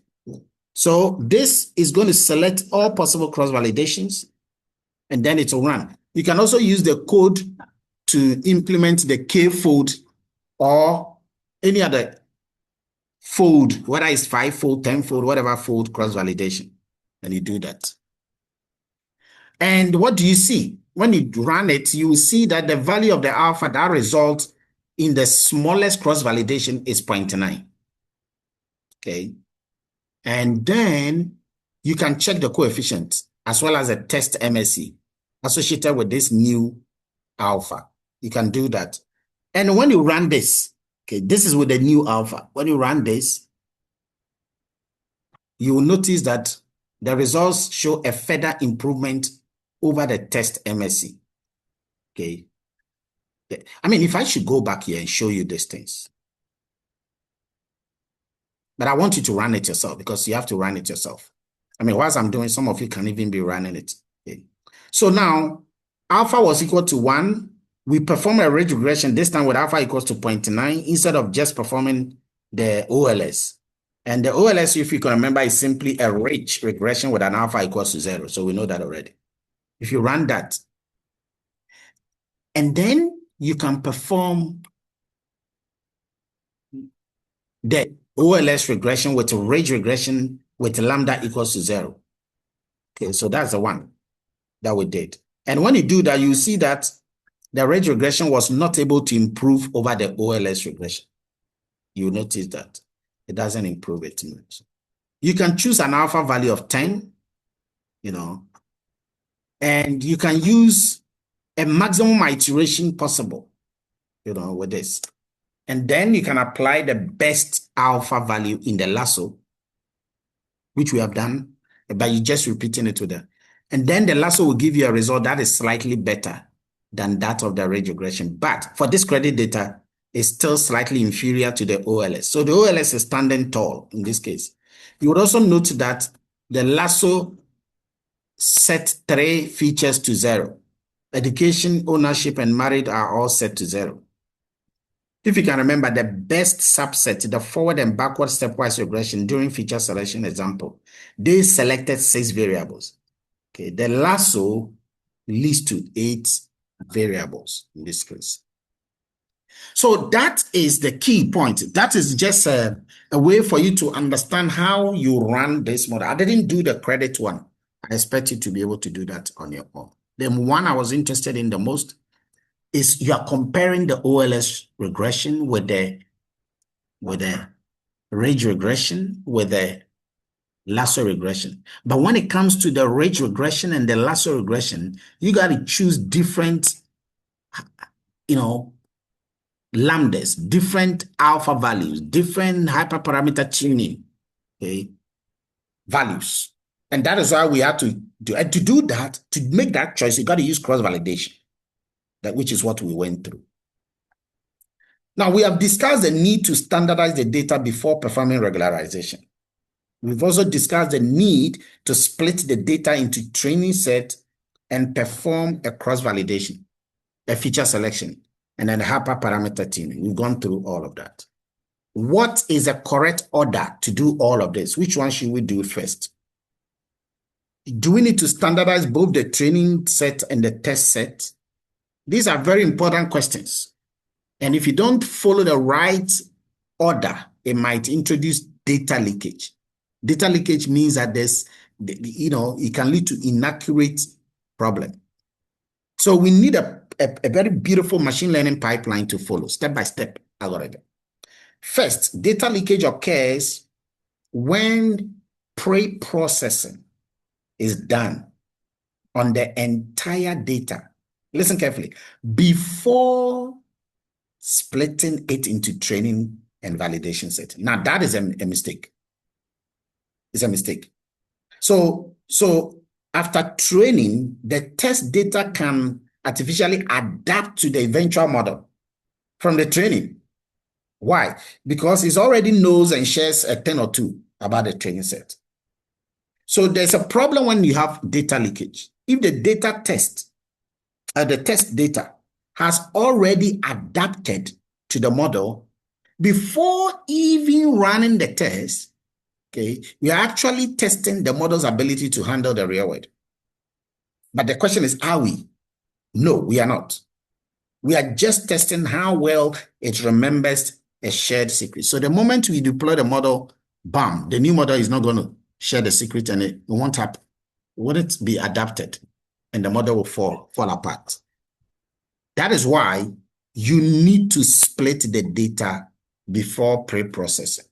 You need to. That's a key point I want you to take note. Otherwise, you will encounter data leakage. Split the data before you do data pre-processing. No. Pre-processing must always be fit only on the training set, not on the test set. Non-negotiable. Non-negotiable. And you can use these approaches here to do that. Okay. I'm not going to go through those approaches. In general, split the data first into train and test. And then do cross-validation if you need to. Okay. If you need to, do the cross-validation, but only on the training set. The test set should be put aside, never to be touched until it's time for validation or for testing. Since cross-validation always requires splitting, for example, either into a 5K, 10K, whatever fold, one fold is always set aside for validation. And then the standardization must now be done on the other four to avoid data leakage. The second rule, we've already is a repetition of the first rule. Pre-processing must always be fit only on the training set. So let me ask you a question, okay, as we wrap up. If you don't standardize the data, what will happen? If you don't standardize the data, what will happen?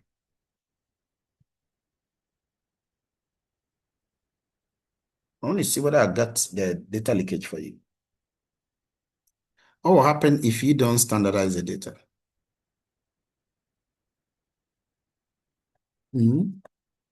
Oh, we said it's a.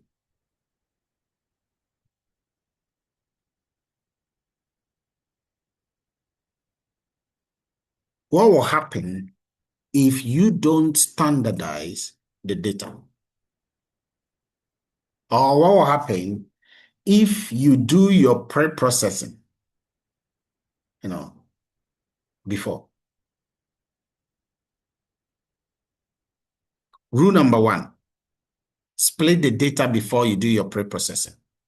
What will happen if you don't split the data before pre-processing?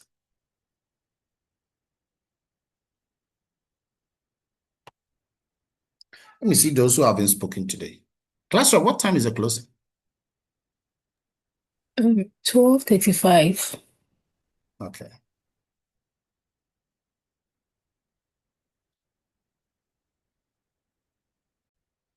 So you can go through the data leakage step-by-step approach.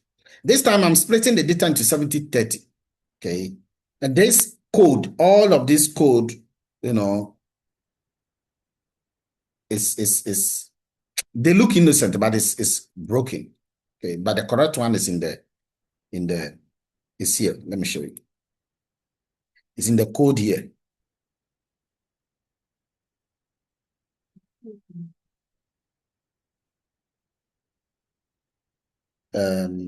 So that's the code here. Okay. You can look at that code on this.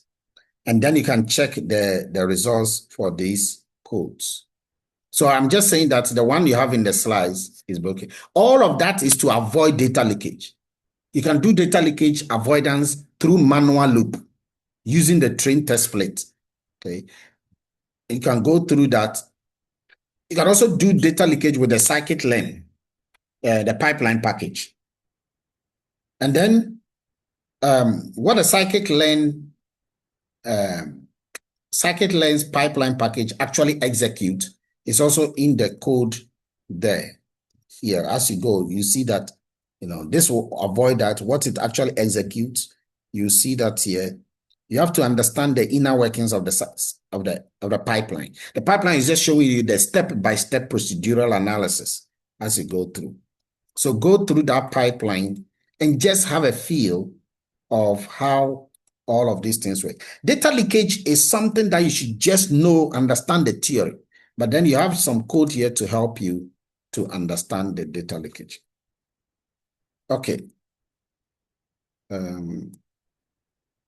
Where is this code?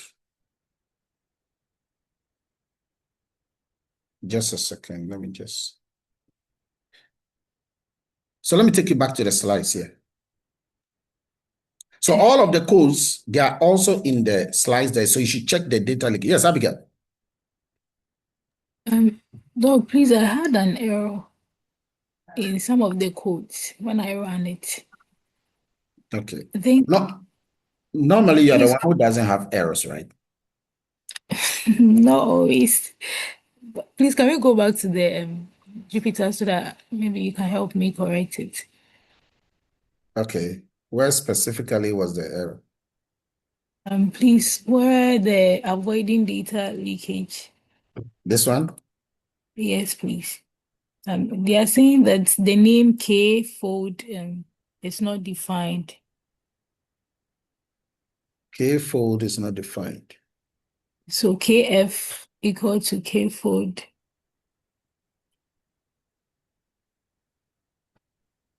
So when I run it, they name the error name K fold is not defined. Let me start from here and see. You sure it's this one, eh? Yes, please. This one.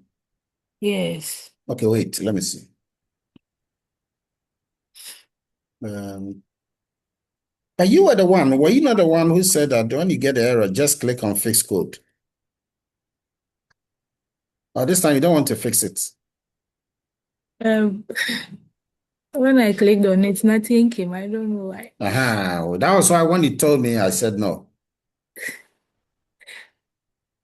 Okay, so we need to use a K-fold particular definition. I need to give you this. But let me see whether that will counteract it.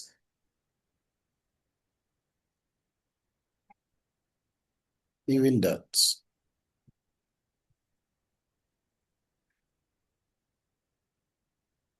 Okay. So when you have this error, what you should do is I'll copy the error into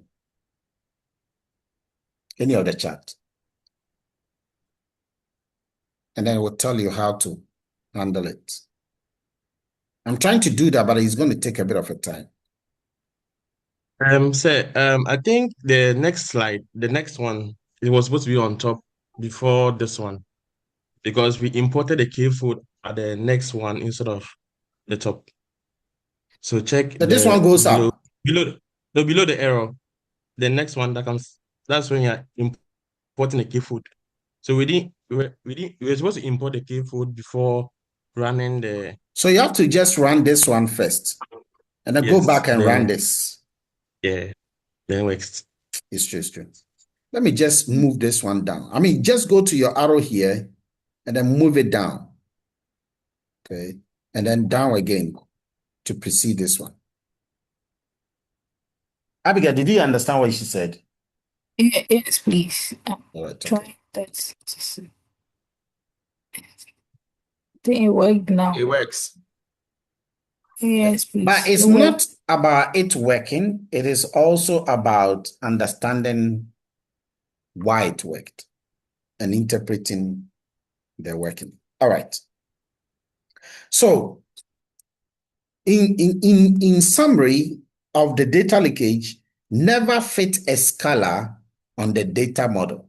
On the data that the model will be validated or tested on. Never fit a scalar on it. Immediate scaling after a data split is a trap if cross-validation is going to be done. So immediate scaling after splits, it should be before. And then use pipelines, okay, as they enforce data integrity. Use pipeline. And a typical example is when there was no follow-up pipeline. See that one didn't work. So you have to go and run the one before you come and run the other one that will work. So what is the essence of our meeting for today? Generally, model selection methods are an essential tool for data analysis, especially for big data analytics. Data that has a lot of predictors. Model data selection is an important tool. And then researching into methods that give sparsity, like the lasso and range, okay, is an especially hot area What area? So if you are doing any of your long essays or dissertation, try some of these things. Okay.